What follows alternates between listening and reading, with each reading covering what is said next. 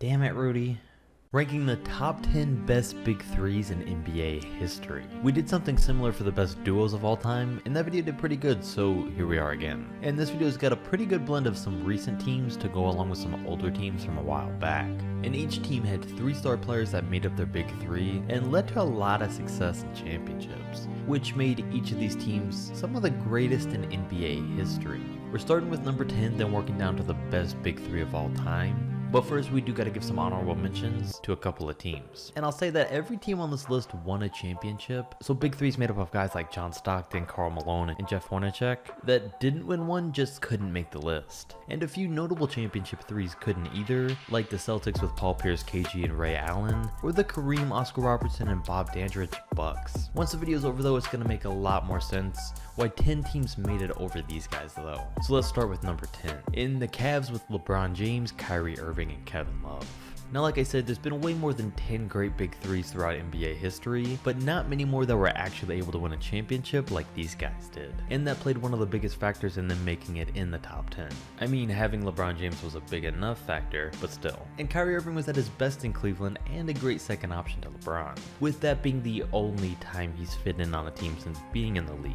But as a big three as a whole, well, it was more of a big two for most of the time because Kevin Love never found his own role on that team. He was always either the odd man out or injured in the NBA Finals. But still, for as great as these guys were looking back, it's always painful to think about this team because all I can ever think is how terrible the rest of the roster was. And of course, it doesn't help their reputation that they went up against the dominant Warriors for 3 straight finals. Of course, only winning one of them. Who knows though, if the Warriors weren't around and they won more titles, maybe we'd rank this team higher. But that's just not how it played out, and it's why they stay here at number 10. Number 9, the Detroit Pistons with Isaiah Thomas, Joe Dumars, and Bill Laimbeer. And these guys all meshed together perfectly because they all followed along with the mindset of playing dirty and doing whatever it took on defense to get the job done. And that's what made the bad boys Pistons who they were. Quite possibly the most hated team of all time. But even with that, there's no denying how good they were, because they were one of the very last teams to beat Michael Jordan and the Bulls deep in the playoffs, which led to their 2 consecutive championship runs. Isaiah Thomas was the clear star on the team, leading the way with one of the greatest all-around games for a point guard that we've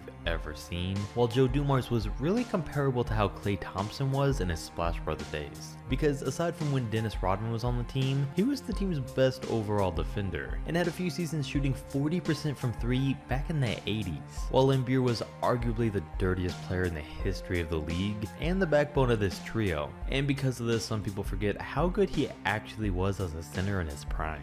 And before we get to number 8, I want to give a quick shout out to today's sponsor and a product I personally support in Surfshark VPN. And if you've never had a VPN before, you need to get one. I'll explain why in a second, but just so you're not worried about the price, know that you can get 83% off and an extra month free by going to surfshark.deals/sweat and entering my promo code SWEAT. So it's going to be affordable, and here's why you need one. Now, personally, my favorite part about Surfshark is it allows you to reroute your connection to different states or countries, so you can watch any blacked out local NBA game, as well as accessing over 15 country locked Netflix libraries from across the world. Surfshark also provides an untrackable connection to the internet and has its own unique features that blocks any targeted ads, has a HackLock ID protection feature, which is going to notify you if your email or passwords ever get leaked, as well as a blind search feature, which lets you surf the web without any ads or tracking. So if all that sounds good, it can be yours for under $2 a month. Just use my link that's on the screen and also in the description. So enjoy that, and now we can get back to number 8. Number 8, the Boston Celtics with Bill Russell, Bob Cousy, and Tom Henson. Now, we all know this team played together in the 60s, and in their 7 years together, they won 6 NBA championships. Cousy was a former MVP, Henson was an all-NBA power forward, and Bill Russell of course was right there with Wilt Chamberlain as the best center in the NBA. And with all of that said, some people really do have this trio as their number 1 big three of all time, but I couldn't do it for a couple of reasons. Not taking away from what these guys accomplished, but as we know, the league was a lot different back then. There was a lot less teams, a lot less competition, and players weren't as good. It was just a different time, and I wanted at least the top 5 to be modern NBA teams. Plus, that's not even to mention just how stacked the rest of the roster really was back then compared to what the rest of the NBA was at that point, so that gave them even more of an advantage. Number 7, the Warriors with Steph Curry, Klay Thompson, and Draymond Green.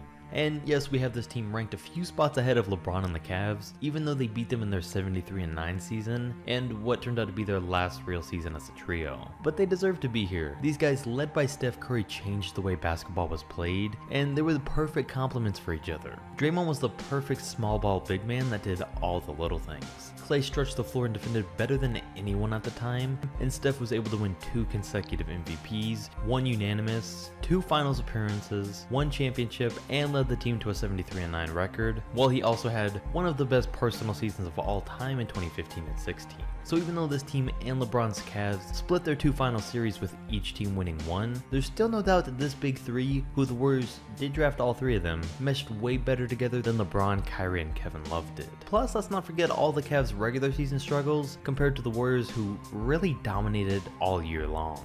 Then number 6 goes to the Heat with LeBron James, Chris Bosh, and Dwayne Wade. And some people might have been expecting them to be a little higher, but I think them being here really made sense, especially considering the fact that the team didn't fully live up to expectations. Don't get me wrong though, they dominated the regular season in all of their 4 years together, made the finals every single year, and ended up with 2 championships. Plus, don't forget about their near NBA record 27-game win streak at one point. There wasn't too much more they could have done, but I mean, they shouldn't have lost to the Mavs, and they barely beat the Spurs the first time around. And for 3 of the best players in the world to join up like they did, when not too many other stars were teaming up, they really shouldn't have lost some of the games that they did. But also look back and remember just how well these 3 guys ended up playing together. LeBron played like an MVP all 4 years and was still able to win 2 of them. D Wade still averaged over 20 a game, and Chris Bosh ended up fitting perfectly into the role asked of him. And for all 3 guys to be on the same page like that really says something. Because from all of the failed super teams we've seen throughout league history, and even some of the big 3s in this video so far, not every team's able to mesh as well as these guys eventually did. It was clear LeBron was the leader, Wade had stepped down to the second option, and Bosh to a third option even though he clearly struggled at first. Number 5, we have the Celtics trio with Larry Bird, Kevin McHale, and Robert Parrish. And in the modern NBA, this was by far one of the greatest. They played together for nearly all of McHale and Bird's careers, and the majority of Parrish's. And together they won 3 NBA championships as a team, while also individually cementing their own legacies. Larry Bird became a 3-time MVP, a 2-time member of the 50-40-90 club, and one of the greatest shooters and all-around players in league history. While McHale became a 2-time 6th Man of the Year, all while being a top power forward on both ends. And Robert Parrish really became the anchor for the team on the defensive end.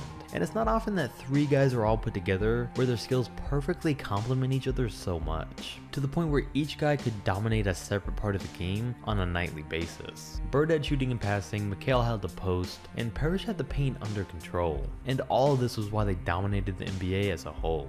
Like I said, they won 3 championships, but overall made the finals 5 times together in their 12 years as teammates. And they only lost 2 of them because it was against Magic Johnson, Kareem, and the Lakers. So it makes sense. And speaking of them, that team takes number 4 with Magic Johnson, Kareem, and James Worthy. Magic Johnson and Kareem alone were a top 2 NBA duo of all time, and they won 2 championships together. But then James Worthy was drafted and officially made them a big 3. And if you don't know too much about James Worthy, he was no joke.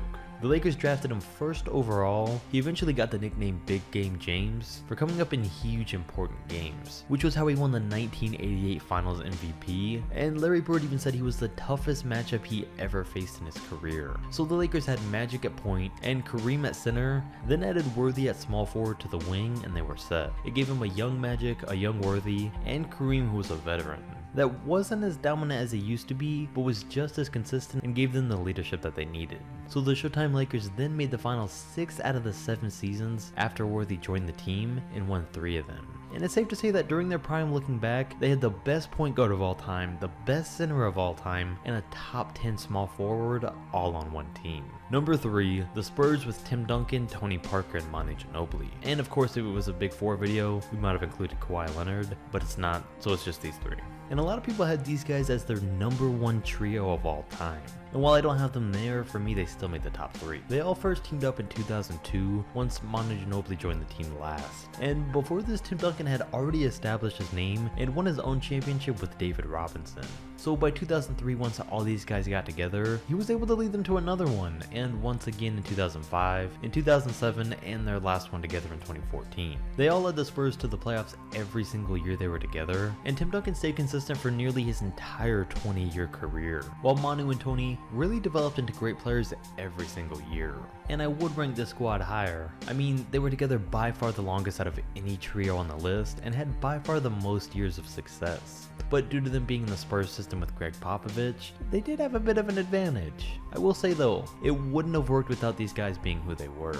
Duncan was the silent leader, Tony Parker knew that and took every opportunity to learn from him, while Manu Ginobili took one of the biggest sacrifices anyone ever has in the NBA and came off the bench for the majority of his career. None of them had egos, and if any of them did, this entire thing wouldn't have worked, which is why they are without a doubt a top 3 big 3 of all time. Number 2, again the Warriors with Klay Thompson, Kevin Durant, and Steph Curry. The 73-9 Warriors were great, but as I said, LeBron and the Cavs were able to beat them. But once Kevin Durant joined the team, nobody was going to beat this team for as long as they stayed together. If injuries hadn't have happened, this team may never have gotten beaten in a 7-game series, and that's why I had to rank them over the Spurs and the Lakers. And while they had a stacked team with guys like Andre Iguodala, Draymond Green, and other great role players, this big 3 made them who they were. I mean, like I mentioned, this team had already established themselves as one of the best overall in the league. Then KD came and it meant the Warriors now had the last 3 league MVPs on their side. And Steph did take the backseat to KD, which again, not many stars would do, but he was still able to average 26, 6, and 5 for all of their 3 years together. And Klay Thompson rarely touched the ball, but still somehow averaged 20 a game as one of the most efficient 3-point shooters and best on-ball defenders. All of this easily made them one of the most hated teams in NBA history, and nobody liked it. The whole thing took all the excitement out of the league, but there's no doubt that this iteration of the Golden State Warriors is without a doubt one of the greatest teams of all time. One of the best big 3s, and the starting 5 that they had is quite possibly the best we've ever seen. Then there's number 1 with Michael Jordan, Scottie Pippen, and Dennis Rodman. And of course this had to be the number 1 spot. The Bulls were unstoppable from 1990 to 93 when they three-peated the first time. They won 3 in a row and nobody was even slowing them down, because they had the best player in the league and one of the best defenders in the league. But then came 1995 when they added Dennis Rodman, who was the best overall defender and the best rebounder by far, and adding him to the team created the greatest big 3 of all time. I mean, if they weren't unstoppable enough already, it just made things unfair. They'd go on to have a 72-10 season, winning the championship, and 2 more after that, going 3-0 as a group. And you could put these guys in any era and they would dominate. And I know some rankings on this list might be debatable or controversial, but if they are, give your thoughts on who should have ended up where. Drop a like if you enjoyed, subscribe, and I'll catch you next video.